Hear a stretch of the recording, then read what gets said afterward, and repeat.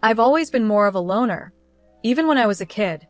My name is Isabella, and I've always been good at keeping myself busy. It's not that I'm antisocial or anything. I just enjoy being by myself most of the time. My mom, bless her heart, noticed early on that I liked to be independent. Instead of trying to change me, she encouraged it in a positive way. She introduced me to cooking when I was just tall enough to reach the kitchen counter. I took it all in like a sponge. Mom didn't just teach me recipes. She taught me to really understand food. We'd visit cafes and restaurants around town, and she would explain each dish to me. As I got older, my interest in food grew even stronger. I started reading articles by famous restaurant critics and realized that food was about more than just taste and texture. It was about how it looked and the atmosphere of the place too. One day, I told my mom I wanted to write about food. She looked proud and said, "Then you better learn everything there is to know about it, Emma." So, that's what I did. I enrolled in a culinary school to become an expert in cooking. After graduating, I didn't stop there. I took journalism courses to improve my writing. I wanted to make people feel like they could taste the food just by reading my words. My first job as a restaurant critic was for a small local newspaper. I wrote about a little American restaurant, describing how the homemade pasta melted in my mouth and how the smell of garlic and basil made me feel like I was in a Tuscan kitchen. To my surprise, people loved it. My editor called me the next day and said, "Kid, you've got a gift. Keep this up and you'll go far." That's when I knew I had found my calling. I worked for different newspapers and magazines, gaining a reputation for honest and fun reviews. The big change came when I started my own social media pages. Suddenly, I wasn't just writing for magazines, I was connecting with food lovers from all over the world. My followers grew, and they were always excited to hear my thoughts on the latest food trends and hidden restaurants. One evening, I was at a new farm-to-table restaurant called the Rustic Spoon, sitting at a cozy table and taking notes for my review. As I wrote about the atmosphere, I noticed an older couple at the next table looking at me. The woman was whispering to her husband and staring at me. I smiled politely, used to being recognized, and went back to my notepad. Suddenly, I heard her voice, warm and excited. "Excuse me, you're Isabella Sermon, right? The food critic." I nodded and said, "That's me.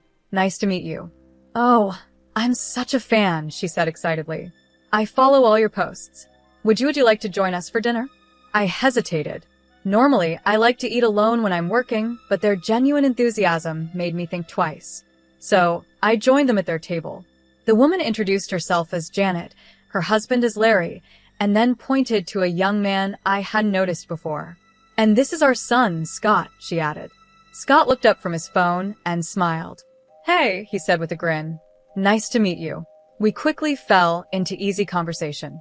Janet and Larry were eager to hear about my recent travels, while Scott kept chiming in with funny remarks that had me laughing despite myself. As the evening went on, I found myself enjoying their company more than I expected. Scott, in particular, was very easy to talk to. We discovered we both loved indie films and cheesy puns. When it was time to leave, Scott seemed a bit unsure and asked, "Hey, would it be okay if I got your number? You know, in case I need restaurant recommendations or something." I felt a little flutter in my stomach that had nothing to do with the food. "Sure," I said, "for restaurant recommendations." We started texting that same night. At first, it was just about food and restaurants, but soon we were talking about everything. Our conversations became the highlight of my day.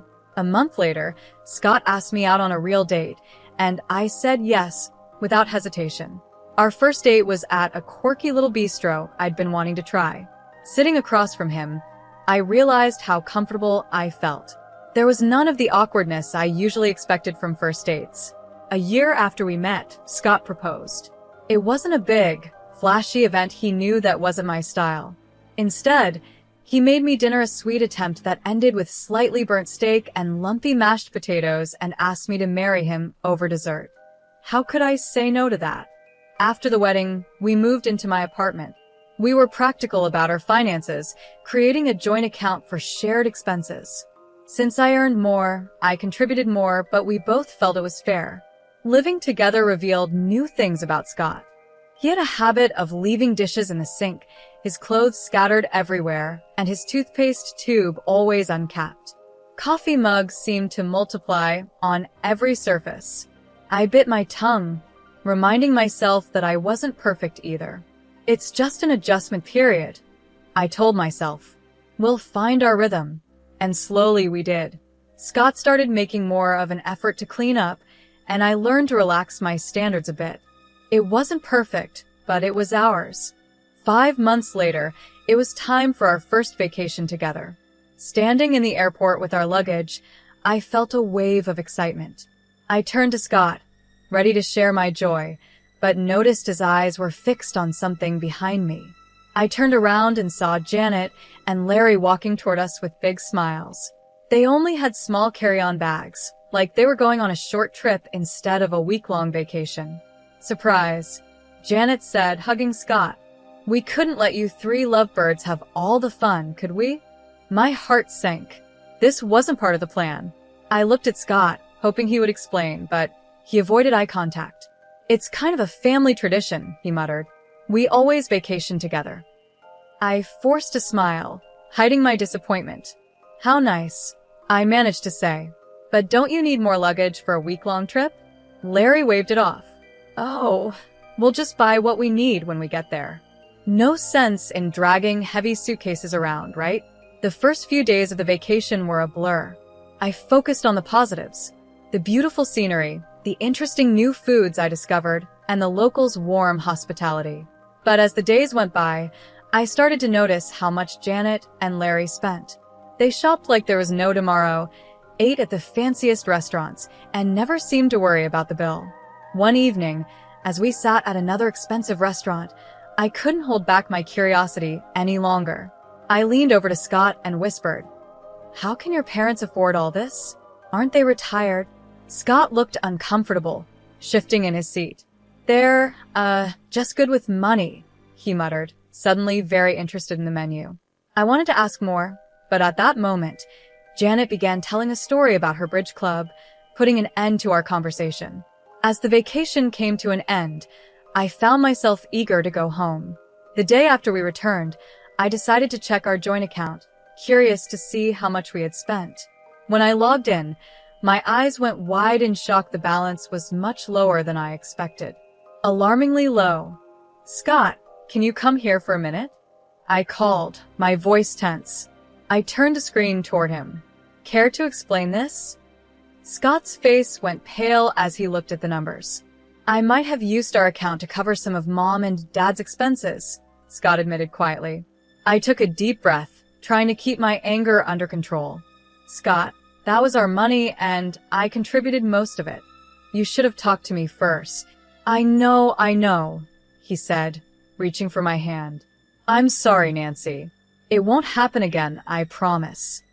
A month went by, and things slowly got back to normal. Scott kept his word and didn't touch our joint account without discussing it with me first. I tried to let go of what happened during the vacation and focused on my work and our life together. One cool autumn evening, Scott came home looking excited. "Hey, Nancy," he said, wrapping his arms around me from behind as I stood at the kitchen counter, cutting vegetables for dinner. "I've got an idea. How about we go on an overnight picnic this weekend? Just the two of us, a rented motorhome, and the great outdoors. What do you say?" The idea sounded great, and we spent the next few days getting ready for our little adventure. I packed a cooler with gourmet sandwiches, homemade potato salad, and a bottle of wine. Scott took care of renting a small motorhome and planning our route. We arrived at the campsite in the afternoon. The place was beautiful, surrounded by tall pine trees and a clear lake. Scott parked the motorhome in our spot, and we stepped outside to enjoy the fresh air. That's when I saw a familiar car pulling into the space next to ours.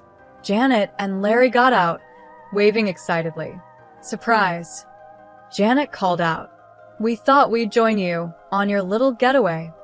I turned to Scott, hoping to see the same shock I felt on his face, but instead, he looked sheepish, avoiding my eyes.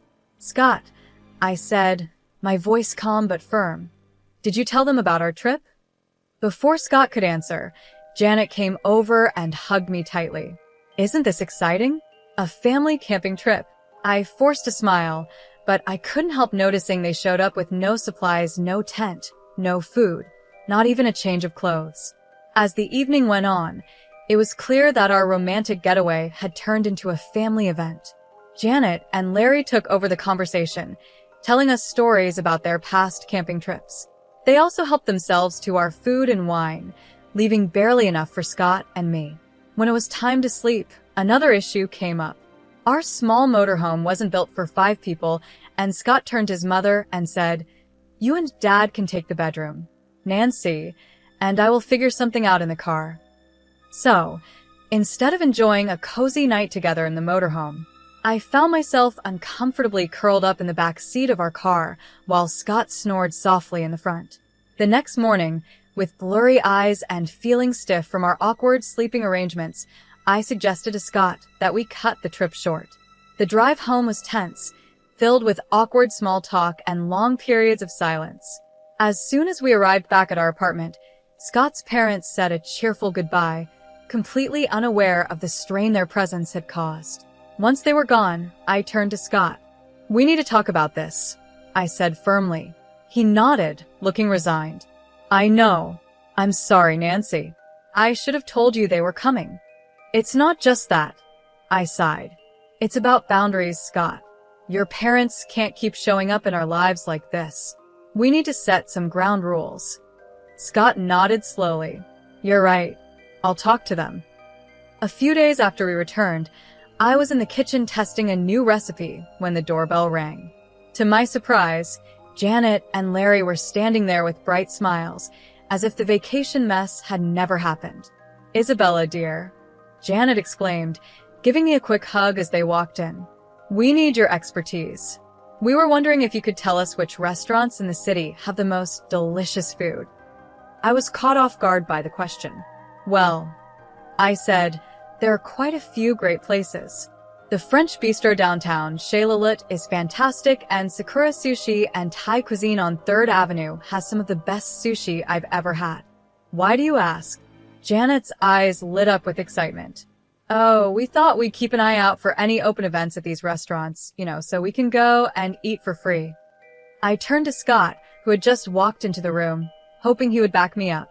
But he just shrugged and said, "Come on, Nancy, you've got to accept my parents as they are. No use trying to change them." I was speechless. This felt like crossing a line, didn't it? But before I could respond, Janet and Larry thanked me and left, happily chatting about their plans to get free meals. A few days later, I was preparing for a review of a new upscale American restaurant, Ban 8. As usual, I posted the details of my visit on social media, letting my followers know when and where they could expect my next review. That evening, I arrived at Ban 8, settled into my table with my notebook in hand, ready to experience and evaluate the menu. I had just opened the wine list when I heard a familiar voice. "Well, hello there."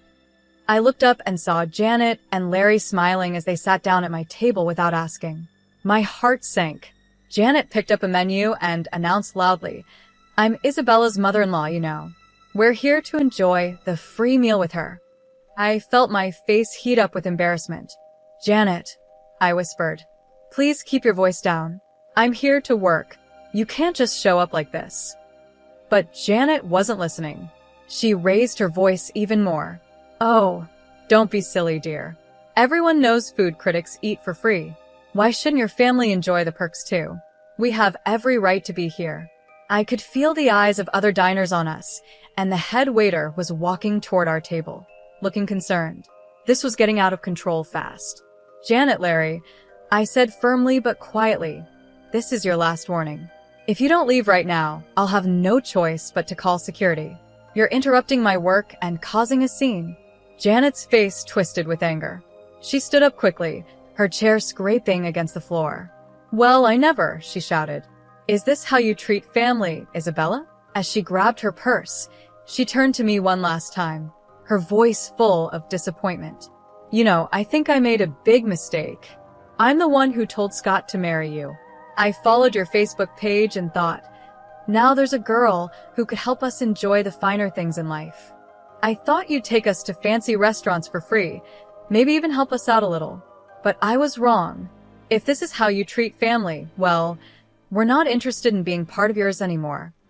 With that, Janet stormed out of the restaurant, Larry following behind her. The silence that followed was deafening. My hands were shaking as I reached for my phone and dialed Scott's number. He answered on the third ring. "Scott," I said, my voice barely a whisper. "Is it true? Did your mother really push you to marry me because she thought I'd provide for them?"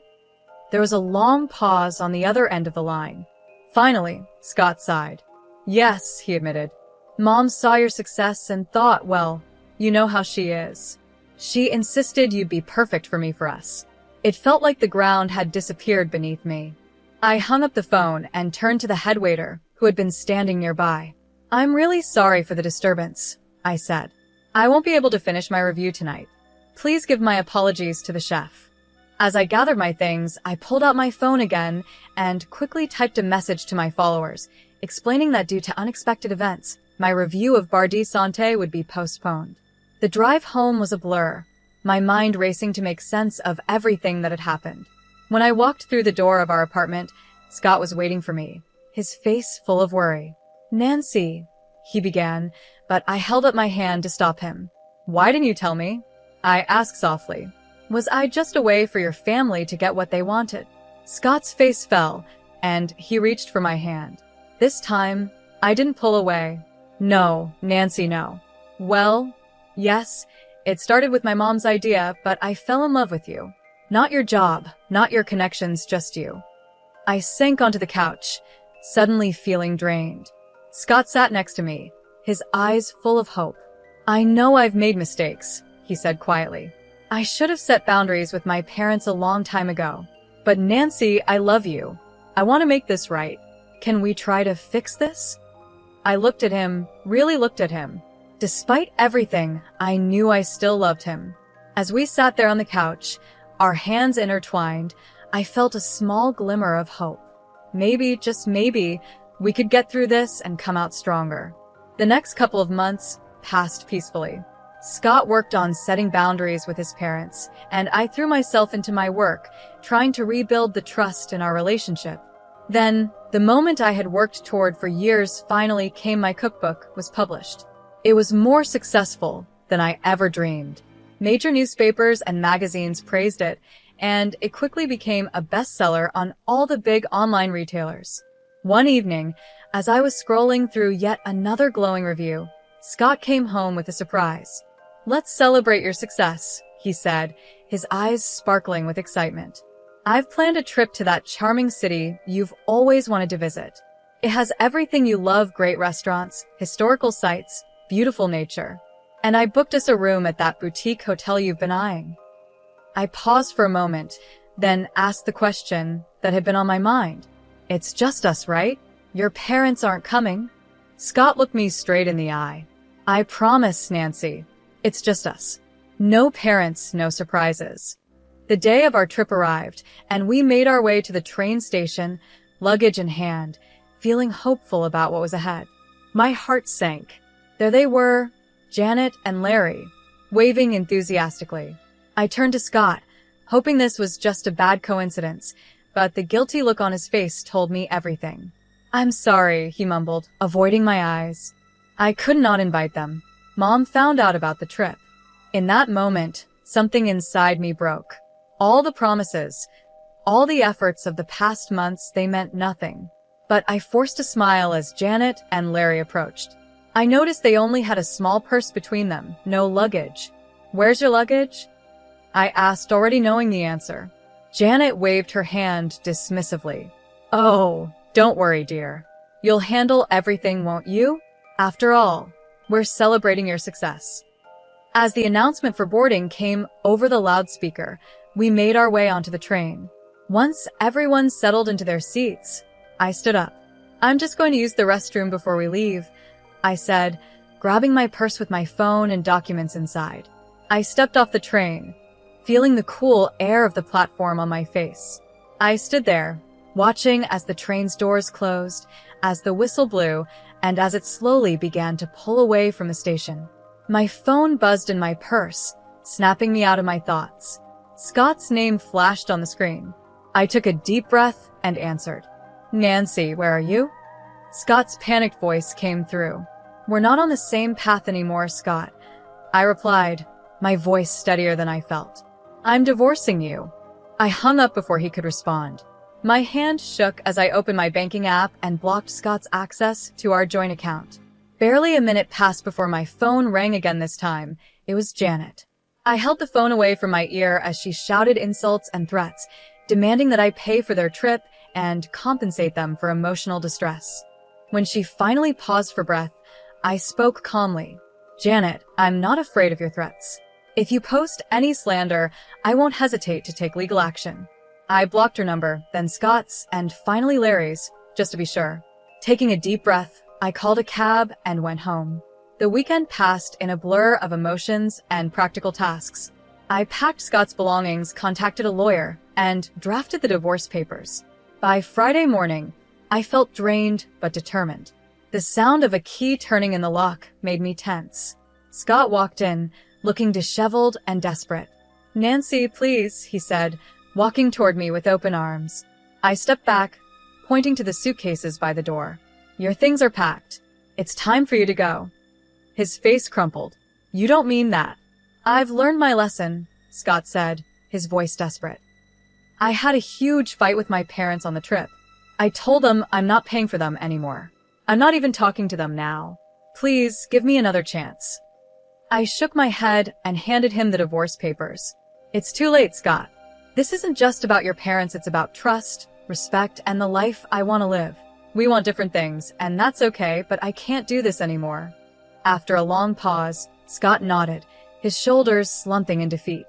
He picked up his suitcases and walked out, closing the door behind him with a quiet click. The next few weeks were hard, but they were also freeing. The divorce process went smoothly, thanks to my careful records and Scott's acceptance of the situation. I threw myself into my work, finding comfort in cooking and writing. As things settled down, I found myself alone again, but it wasn't the loneliness I had once feared.